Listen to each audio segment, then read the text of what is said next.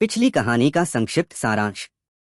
कर्ण, जो परशुराम से दिव्य शस्त्र विद्या में निपुण हो चुका था, एक दिन ध्यान में बैठा था।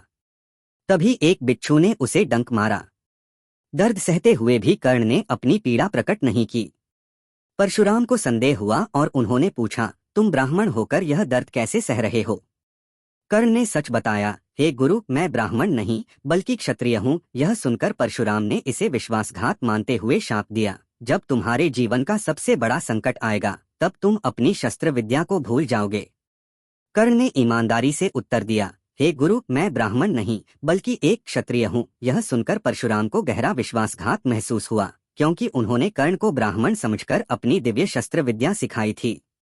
अपने क्रोध में परशुराम ने कर्ण को शाप दिया, जब तुम्हारे जीवन का सबसे बड़ा संकट आएगा तब तुम अपनी शस्त्र विद्या भूल जाओगे। समय बीतने के साथ परशुराम को अपनी गलती का एहसास हुआ। उन्हें समझ आया कि कर्ण ने केवल अपनी शिक्षा प्राप्त करने के लिए ऐसा कदम उठाया था और वह एक सच्चा समर्पित शिष्य था।